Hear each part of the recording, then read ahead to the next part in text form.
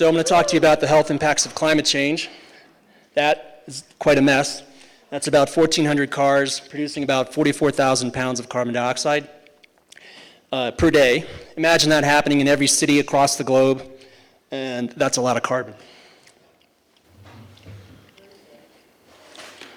And just some basics. This is a carbon dioxide molecule. It's produced by burning fossil fuels. If my head was a carbon atom, my hands would be oxygen. The sun would come down, warm me up. My bonds would start vibrating faster and faster, soaking up heat and heating the atmosphere. And that's basically how carbon dioxide heats the atmosphere. This is the Keeling curve. This is the concentration of carbon dioxide. And this gentleman, Charles Keating, had the idea to start measuring this in 1958, and he noticed that it was going up every year. The little wiggles are seasonal variation between summer and winter. So where are we now? We're at 400 parts per million. So we're just cruising along. It's almost exponential in a way, not quite. But this is new data just released in June. This is at Arctic weather stations. And it's higher than any time in the past 600,000 years. Prior to the Industrial Revolution, it was between 180 and 330 parts per million. This is Jim Hansen, NASA scientist, who studied rising temperature. And this graph is basically 4 different sets of data, 2 American, 1 Japanese, and 1 English, that show agreement that temperature is rising. And on the left, that's degrees centigrade, so that's about 2 degrees. So how do you go from warming air to changing climate? This diagram shows that. Basically, there's a big circulation called a Hadley cell. You pick up warm, moist air at the tropics. It goes in the high atmosphere and drops down at the poles. And basically, the cold air is pushed farther north. Then you have sustained weather patterns along the latitudes that we live in. So some of the effect, is increase in precipitation. Or decrease, depending where you're at, like the west, where we live, massive decrease in precipitation by 2100 and a big increase in the northern latitudes. So that has implication for water. And so I give this presentation to other physicians, and I try to make it personal. This is a patient of mine, a representation of a patient of mine, an 82-year-old woman that's at home, can't leave her house, she has fixed means, she's at risk for bad outcomes from a heat wave. And interestingly, heat waves kill more people in the developed world than all other weather events put together. This is an example. In France in 2003, they had the hottest summer ever since the 1500s, and they had an excess death of 15,000 people in 2 weeks. When I read this, and it just kind of blew my mind. It's amazing. So people that are at risk are the elderly women, people of poor economic means, and people with chronic disease. This is the Whitewater Baldy fire that just happened, the biggest fire in New Mexico history.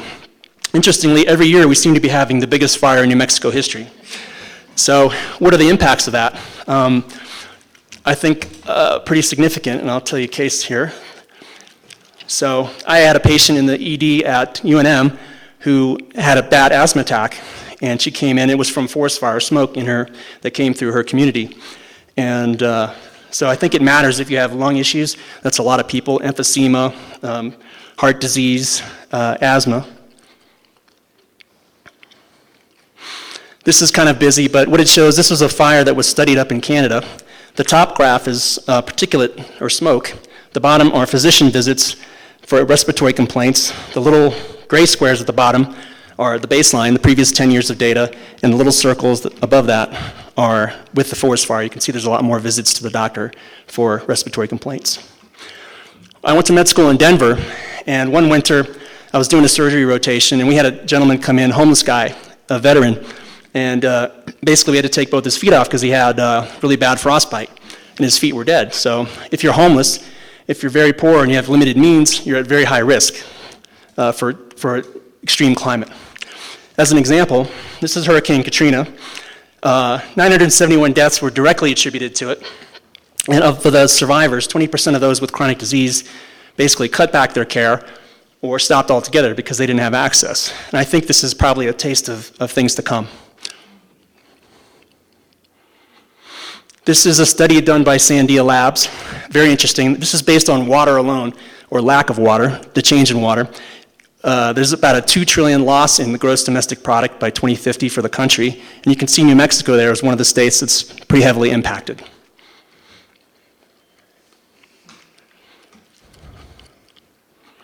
Now, what do we do about this? It's kind of depressing, and you think, well, we can't do anything about it. It's just such a huge thing. But you can be alarmed or concerned. Don't be doubtful or dismissive. And if you are, there's common ground. There's a study recently where they show that people that, even if they're dismissive, they'll take action that's positive if you frame it in the right way, like energy independence or conservation measures or preserving the environment. Excuse me. You can set the example in your personal life. I do a lot of driving, so I got a carbon offset certificate. And you can do, the mantra, reduce, reuse, recycle, that's very important. The biggest thing is to decrease your consumption. And you can take this and apply it to your work life as well. But I think the biggest bang for the buck is political action. This is Senator Dee Dee Feldman, a very powerful senator in the state legislature. She didn't know me. She took the time, she came off the floor of the Senate to talk to me. I wanted to put forth a bill to have the state study the health impacts of climate change. These people are very accessible. In fact, they make so many decisions. They're like hungry for information, for input from their constituents. So all this gets me to thinking about a vision of health. So what makes a healthy community? Is it buying your groceries locally, having public transportation, taking care of people that can't take care of themselves? And how do you apply that to the larger world? This is my graph that I end this talk with. This is bacteria in a petri dish, and so you start out, everything's great, multiplying, and then things level out because there's not enough resources. Then you die off because your little petri dish is full of crap. So I think the hubris of mankind is that we think this doesn't apply to us, and I think nothing could be further from the truth, and in order to transcend that, we have to realize that that is us. Thank you.